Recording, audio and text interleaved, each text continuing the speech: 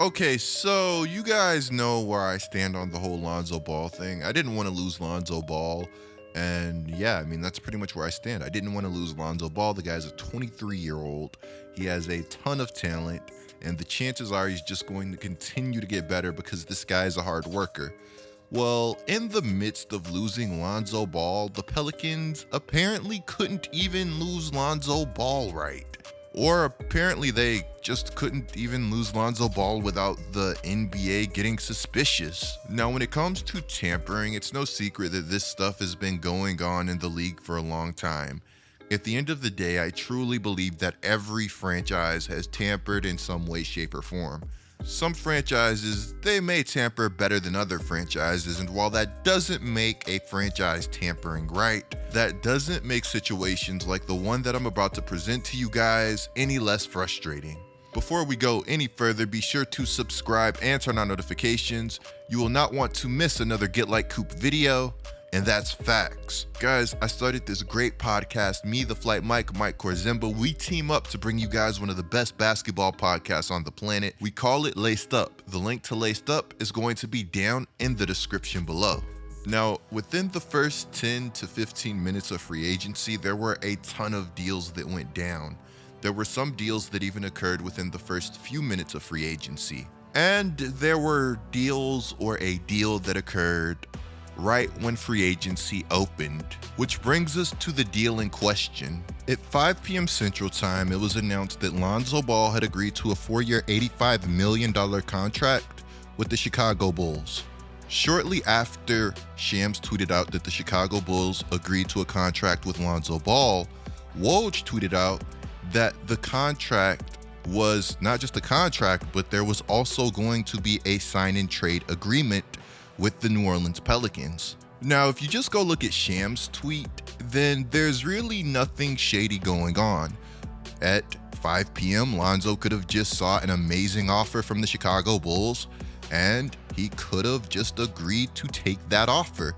If somebody offers me $84 million, I am agreeing to that deal instantly, and I'm not thinking twice about it. Now, keep in mind, the Chicago Bulls have been pursuing Lonzo Ball for a while, which means that the Chicago Bulls and New Orleans Pelicans could have already agreed to compensation during the season, or at least had an idea of what compensation would look like in case Lonzo Ball did decide to sign with the Chicago Bulls. With that being said, that's still an incredibly short amount of time for everything to go down.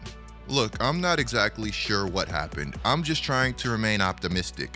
For the life of me, I've never understood why teams willingly leak information, or why agents willingly leak information to Woj or Shams, especially when you think about what happened to the Milwaukee Bucks last season.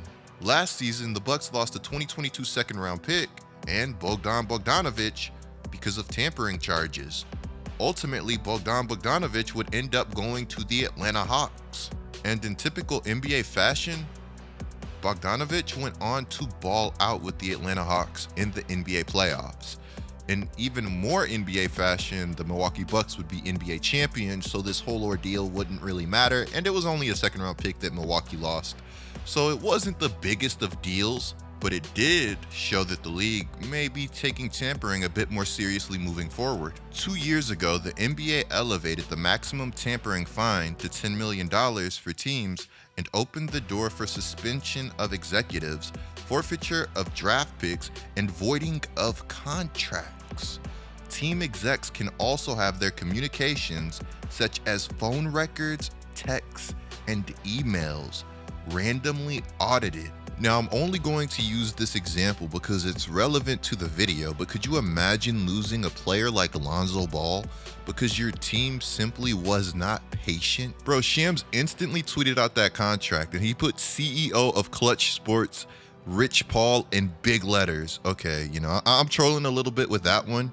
I don't think it's the craziest thing in the world to agree to an offer sheet right when free agency opens. Now, agreeing to a sign and trade right when free agency opens might be a little more suspicious. Let me know what you guys think about this whole situation. If I'm a team, if I'm an agent, if I'm anybody that's giving Woj or Shams this information, I'm just like, hey, yo, just tweet this out, 10 minutes after free agency opens, no big deal. Just don't do it right when free agency opens. Now, this whole situation is much bigger than just the Pelicans. It's much bigger than just the Chicago Bulls. Apparently, the Miami Heat could potentially be facing some punishment also. To quote Woj, the NBA has opened up investigations into possible tampering violations involving 2 sign and trade deals completed in free agency. New Orleans and Chicago centered on Lonzo Ball, and Toronto and Miami centered on Kyle Lowry. Now, if the New Orleans Pelicans and the Miami Heat and the Chicago Bulls and the Toronto Raptors all end up facing fines or losing picks or contracts are voided, this whole thing can get very messy. I'm not saying this is what's going to happen, but let's just pretend in an alternate reality that something like this does happen. I wonder how this shakes up the entire NBA. I know to some people, Lonzo Ball is just Lonzo Ball. But for the Chicago Bulls, Lonzo Ball is a lot bigger than just Lonzo Ball. He kind of signifies the Chicago Bulls headed in the right direction for a change. And while Kyle Lowry isn't the biggest name in the NBA, this guy going to Miami is game-changing for the Miami Heat. Keep in mind, a lot of teams have their guys now. The market has completely dried up. Now, of course, there are some teams that still need big names and some teams that are still looking to get better. But for the most part, a lot of the market has changed since free agency has opened. And I don't know about you guys, but when it comes to my team, the New Orleans Pelicans, I'm not a major fan of losing picks and assets for no reason.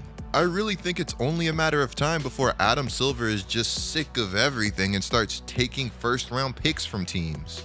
For small market teams that aren't big competitors in free agency like the New Orleans Pelicans, you can't necessarily put a price on draft picks.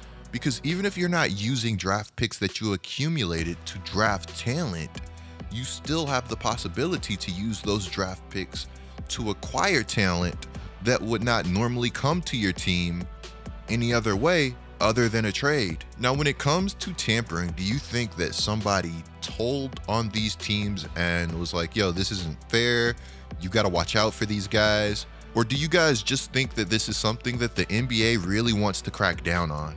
And ultimately, what do you guys think about the tampering rules altogether? Be sure to subscribe right now and turn on notifications if you have not already. I'm going to be uploading a ton. You guys won't want to miss a video. Clicking the video on the screen right now is a great way to support my channel. I'm Get Like Coop, bringing you guys the scoop until our next upload.